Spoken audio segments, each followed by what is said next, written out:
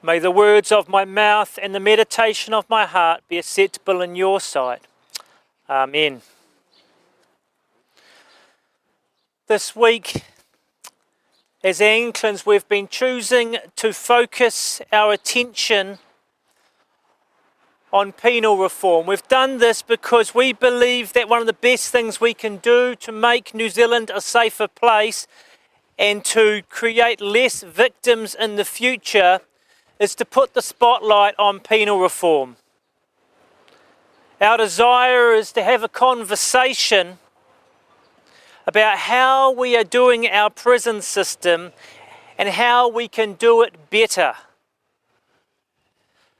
My personal response to this over the week has been in a prayer vigil where I have prayed through each cell in this country, praying first of all for the victims, then praying for the incarcerated ones, and then praying for both their families, praying for healing and restoration, and then praying that we could create communities where we no longer need to live in fear. Yesterday I managed to pray through Tongariro and Waikeria prisons, and now all I have to do is finish Whanganui prison, and then I've finished. It's actually quite nice because Aruhatu and Whanganui bookend it, and both of them are in our diocese, so it's quite nice to be able to bookend it that way. We come today to this reading, which is probably the most famous parable, this and the Good Samaritan. As Christians, we hold on to this parable as a story of our lives, a story of God's abundant grace. Let us talk about this parable for a moment. The youngest son demanded his inheritance of his father. In cultural terms, this is as good as saying in Jewish culture, "Dad, I wish you were dead, give me the money now." He definitely broke the fifth commandment, which is honour your father and mother. This was a crime. His wider village would have looked on, waiting for his dad to deal severely with him and shame him publicly. But instead, his dad gave him his request. The village would have looked on and said that the father would have been ridiculed for being weak, being out of touch, or dare I say, being soft on crime. The youngest son went to a far-off country, which therefore means it was a Gentile country. He left his people, he left his culture, he left his faith. While he was there, he did evil things, including prostitution.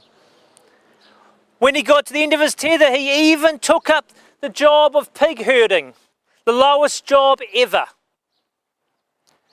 And for Jewish people to even associate with the pig, which is an unclean animal, was again a social and moral crime.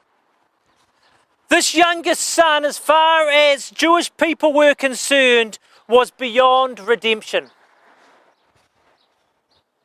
He returned to his father. Interestingly enough, his father was waiting, was looking for him from afar. His father ran to him from afar and embraced and kissed him. Older Jewish men do not run. It's culturally undignified. But yet he did this. I wonder if he was looking from afar and ran to his son to stop his son having to walk through the village and be mocked and scorned and shamed for his behaviour. Instead, his father ran to him and embraced him, protecting him from the shame. His father took him home and gave him sandals.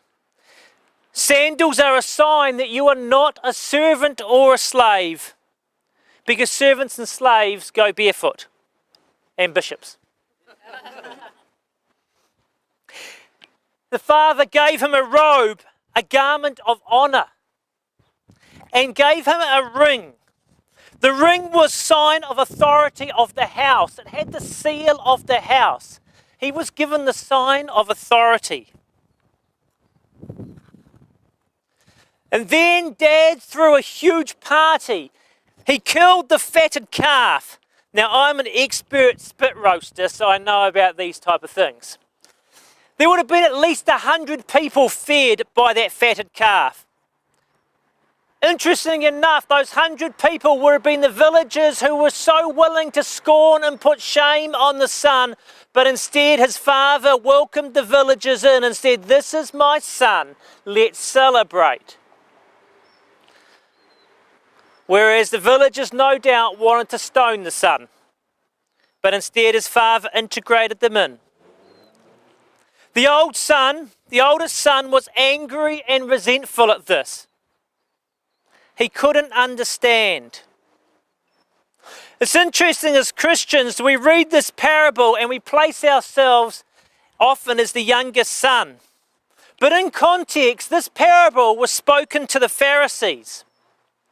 I would say in context, this parable was actually spoken to people, and we're asked to reflect how we're like the oldest son. How us religious people are like the oldest son. If we're not careful as followers of Jesus, we will become pharisaical in our treatment of criminals and offenders. This parable, in some senses, one of the greatest parables, speaks to us so splendidly of reintegration. The fact that this father reintegrated his son, his lost son, his criminal son, his son worthy of death, he reintegrated him into the whole community.